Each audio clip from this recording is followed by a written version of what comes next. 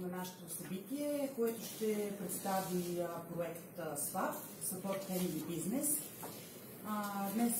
Днешното събитие, програмата ще открие госпожа Иляна Филипова, председател на управителния съвет на Търговско-промишлена палата. След това ще продължим с професор доктор Мариана Седнова, след което ще продължи с Теодора Иванова, маркетинг специалист, след което ще може да зададете вашите въпроси. Ще има и кетеринг след това. Пред всеки един от вас има папка, в която се съдържа програмата и един въпросник, който бихме желали да ви помолим да попълните в края и след това ние ще го съберем. Още веднъж благодаря ви. Сега давам думата на госпожа Иляна Филипова. Благодаря, Михаела. Михаела Кътева е ръководител на проекта за фамилния бизнес, който ни е събрал днес. Добре дошли на всички. Радвам се, че сте отделили време в този летен период да бъдете с нас и да чуете нашата инициатива, която е свързана с вашите дейности и с вашите планове да изградите и да откриете фамилна фирма. Знам, че част от вас възнамеряват да развият своите бизнес планове, така че проекта, който започваме, инициативата, на която даваме старт сега, е предназначена да помогне на бизнеса в тази сфера. Търговско-промишлена палата Враца е организация на бизнеса. Нашата основна цел е да подпомагаме фирмите, независимо те кога са създадени, дали са стартиращи, дали са фирми от държавния, от частния сектор, дали са с международно участие. Ние сме работодателска организация, най-голямата и най-старата, на повече от 130 години в България. Разположени сме в Враца като основно място на регистрация. Това е нашия конферентен център. Основната ни сграда е пешеходната зона в Ясно с административната част и покриваме региона на цяла Северозападна България. Създадени сме преди 30 години, повече от 30 години, с инициативата на тогавашните предприемачи, между които имаше, разбира се, и държавни фирми, които, за съжаление, вече не са на картата на нашата екосистема. Целта на всяка търговска палата, независимо от тя дали е в България или където и да е в Европа или по света, е да насърчава предприемачеството, да установява повече възможности и контакти за фирмите, да подпомага бизнеса, като извършва инициативи, свързани с бизнес мисии, с търсене на партньори, с проверяване на съответни фирми, с които бихте искали или вече сте установили взаимоотношение, с разработване на проекти, на програми, на бизнес планове и много други инициативи, които не са предмет на днешната среща, но вие можете да се запознаете подробно на нашата електронна страница. Не функционираме само като административен център Враца, имаме 3 клона изнесени, 3 работни офиса. Един е в Берковица, в Ботевград и в Лом, така че по този начин доставяме нашите услуги на място близо до фирмите, където те работят, вместо да ги притесняваме да идват до централата във Враца. За тази дългогодишна история сме изминали дълъг път от безброй инициативи с много индикатори и с много велики цифри, които виждате на екрана. За тях, разбира се, не стои само една суха статистика, седи един професионален, чудесен екип, който в продължение на тези 30 години се усъвършенства, сменяван, подновяван. В момента екипа е изключително от млади професионалисти, за което аз лично като председател много се радвам и тъй е голямата надежда, че палатата ще постигне още по-големи успехи. В последните 3 години в класацията на работодателските организации Търговско-промишлена палата в Враца винаги е на първо място по съответните критерий на конкурса, което за нас, работейки в този труден регион на Северозапада, е голяма отговорност и чест. Проектната инициатива, за която всички днес сме се събрали, е за фамилния бизнес. Това е една международна програма, Еразмус, вероятно сте чували за нея, но по-късно ръководителя на проекта госпожица Кътева ще ви запозная подробно. Основната идея да сме днес в началото на този проект е да ви запознаем какво следва, за да може да следите от резултатите от проекта, да ги тествате, да ги ползвате, да връщате към нас обратно информацията дали сме на верния път, защото всяка държава отговаря за своя фамилен бизнес и ние като българска страна сме длъжни да подготвим такива крайни резултати, такава платформа за самообучение и за подпомагане на фамилните предприемачи, че тя да отговаря на българската потребност. Всяка държава партньор съответно се съобразява с своите бизнес потребители и подготвя съответните разработки, така че те да съответстват и да бъдат в помощ, след като целият проект завърши и всички документи, обучителни материали и платформа бъдат готови, те да бъдат на ваше разположение. Всичко това остава отворено, остава безплатно, не се плащат никакви регистрационни такси, никакви допълнителни за обучението такси или изисквания, за да може да го проследите и да се самотествате. Така че целият този инструмент, който Европейската комисия е разработила под шапката на програма Еразъм, е предназначен да бъде отворен тип обучителни материали и помагала, които да са на разположение на всички фирми в цяла Европа. Благодаря още веднъж за отделеното време и сега е ред да преминем към същността на днешната среща и да може Михайла да ви запознае с какво е това СВАП или на български как ще подпомогне на фамилния бизнес. Михайла. Много благодаря, госпожо Филипова. Аз ще дам информация за проекта. Консорциумът на този проект се състои от 7 организации. Водещият партньор е университета в Aegean в Гърция. Другите партньори по проекта това е МЕДЕФ Франция, Дон Спейн Испания, Бест Австрия, Ритлаб друг партньор от Гърция и Кандид, който са партньор от Белгия. Продължителността на този проект е 2 години. Стартира през март тази година и ще продължи до февруари 2024 година. Сега ще дам малко информация за партньорите, които участват в проекта. Както вече споменах, водещият партньор университет Aegean, който се намира в Гърция. Той е основан през 1984 година с цел да въведе нови подходи в висшето образование, като за 30 години той се е превърнал в международен университет, който е ориентиран към научни изследвания, а именно има 18 бакалавърски и 40 магистърски програми.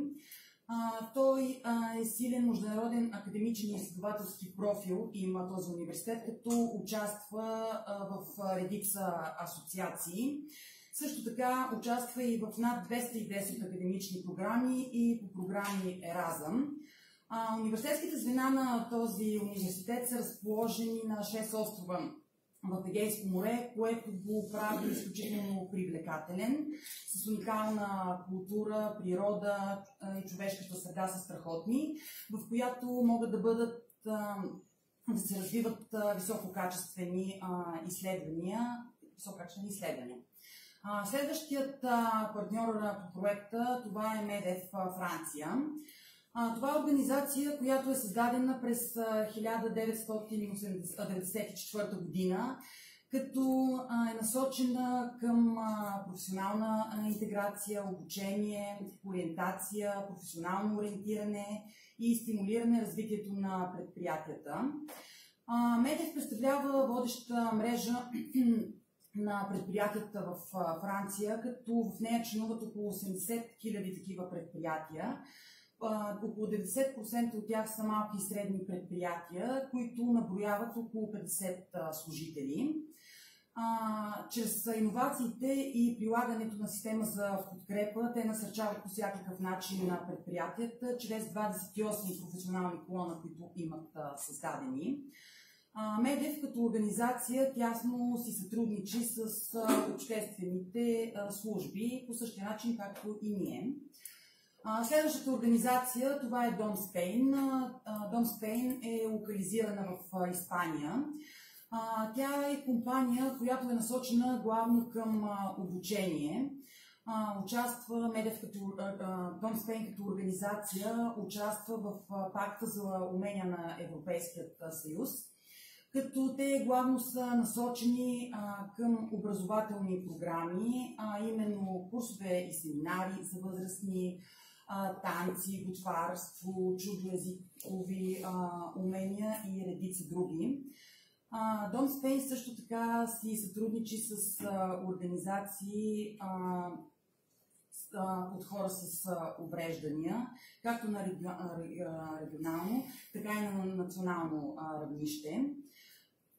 Дом Спейн е основател на международна мрежа Let Her In, която мрежа е насочена главно към жените и трудностите, които те срещат в равнопоставената си образователна, трудова, политическа и социална среда.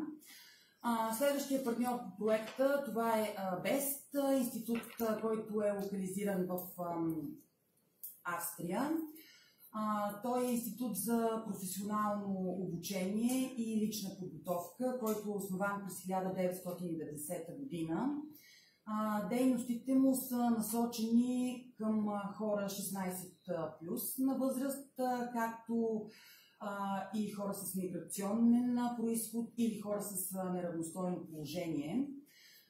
На територията на Австрия този институт ежегодно обучава около 15 000 души, като също така ВЕСТ са участници в много европейски проекти и като координатори, също и като партньори.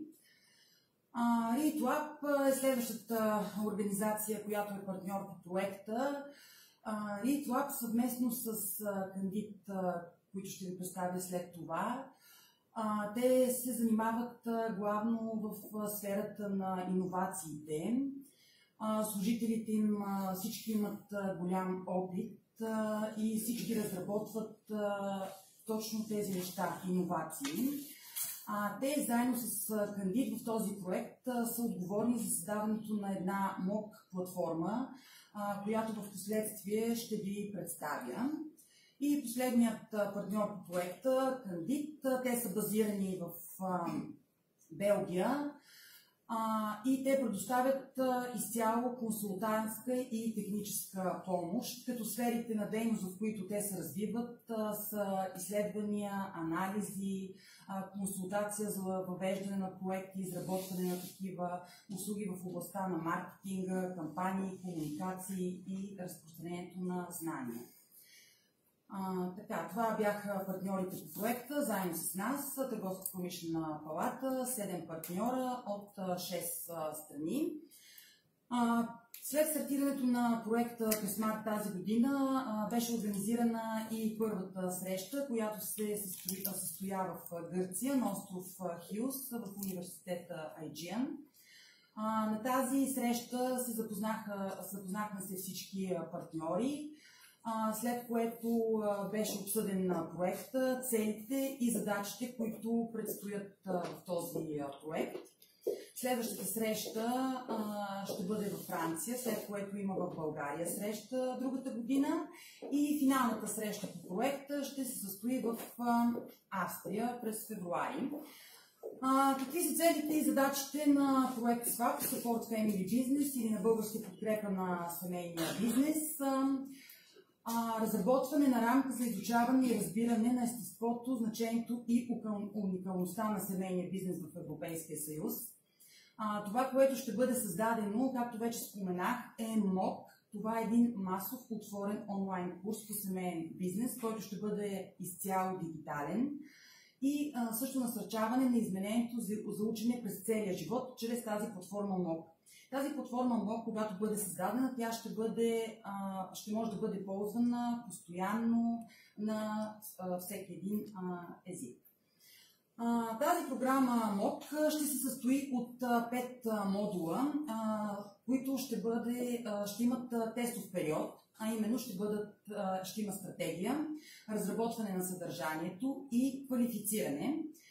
5 модула са именно семейен бизнес и специфични характеристики, успех, роля на жените в семейния бизнес, корпоративно управление и механизъм за семейно управление, както и стратегия на семейния бизнес.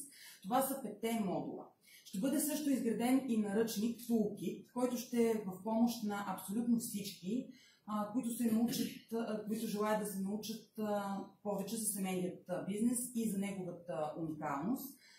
Този наръчник, разбира се, ще бъде преведен отново на български език, така че да може да се ползва от всички.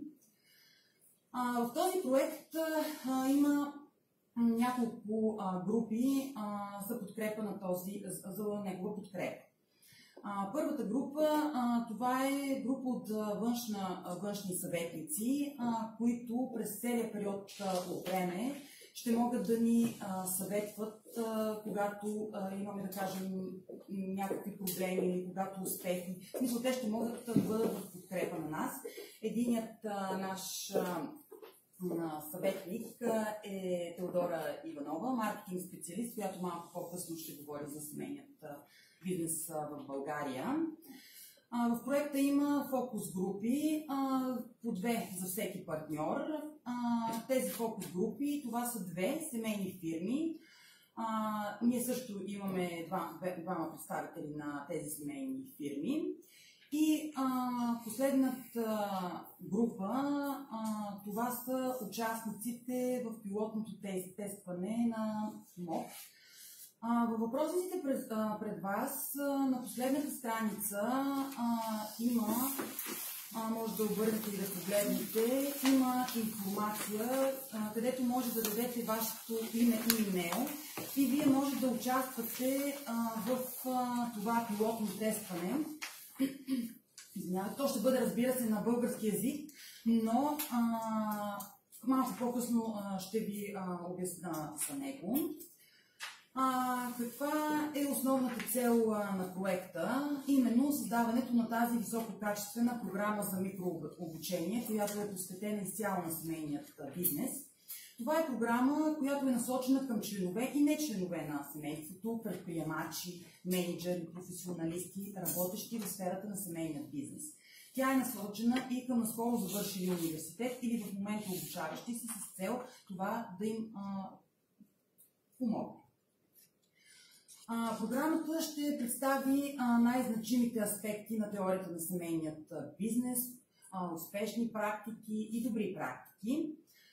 Тя е структурирана, както вече няколко пъти споменах, на базата на дигитално обучение. Какви са целите, специфичните цели? Да се подпомогнат семейните предприятия. Това е целта и на този проект. При идентифициране на възможни заплахи или опасности и да се предоставят начини как може да бъдат преодоляни някои трудности, които има семейният бизнес. Както вече споменахме, по 5 модула, които ще бъдат тествани пилотно. Тук няма да се спирам по-отделно на всяка една лекция или заглавие, но искам само да погледнете. Във всеки един модул ще има 11 теми, които теми ще бъдат обсъждани, след което ще бъдат преразглеждани заедно с всички участници, които са в проекта, а именно на всеки един партньор, неговите 10 компании и най-накрая, не се стряскайте, не е финален изпит, а просто ще е обсъждане. До какво са се стигнали, тъй като проектът е на европейско ниво, всяка една страна ще сподели това, което споменах по-рано, това, което се случва в семейният бизнес.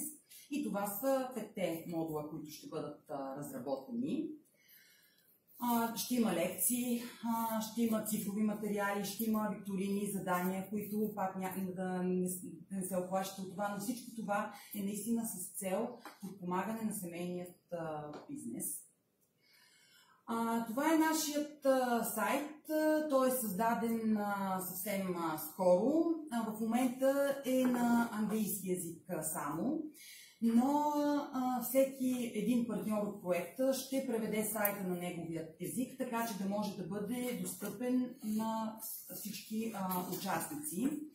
Там ще бъде създадена МОК, дигиталното обучение, което ще бъде за постоянно ползване. Няма след края на проекта този сайт да приключи да функционира. Напротив, той продължава да функционира. Много ви благодаря за вниманието. Проектът е в самото начало е все още, но всичко предстои. 2 години ще бъдем заедно с тези партньори и всичко това е с цел наистина подпомагане дали на трудности, дали на успехи на семейният бизнес, както във Враца, така и в цяла България. Само искам да вметна нещо, което не споменах по-рано. По време на това пилотно тестване ще имате възможност да се запознаете, ако желаете, разбира се, да участвате, ще имате възможност да се запознаете с групите на останалите страни и да може да има някакво сътрудничество. Това са страни, както вече споменахме, Франция, Испания, Австрия, Гърция, и може нещо да се получи, някаква колаборация и да работите по някакъв начин, да се работи заедно. Много ви благодаря за вниманието още веднъж. Само като заключение на интересната презентация на проекта, бих искала да ви стимулирам. Проектът е 2 годишен, но ние не го правим заради тези 2 години и заради самия проект, да го правим за всички фирми, които са в нашия регион. Голяма част от фирмите в цяла Европа, България направи изключение, са семейни фирми, независимо дали те са едноличен търговец, дали са малки, дали са средни или големи фамилии, имат с мощен фамилен бизнес. Така че идеята да се включим и да акцентираме върху тази възможност да насърчим и да подпомагаме всички семейни фирми не е сама за себе си идея. И в продължение на тези 2 години ние заедно с нашите партньори ще бъдем заедно, но ще бъдем заедно с всички вас, защото всички крайни резултати и всички обучителни материали и помагала са за фирмите. Те не са за партньорите, защото партньорите, както видяхте от презентацията на Михаела, са институции като нашата, които работят с мисията да подпомагат бизнеса.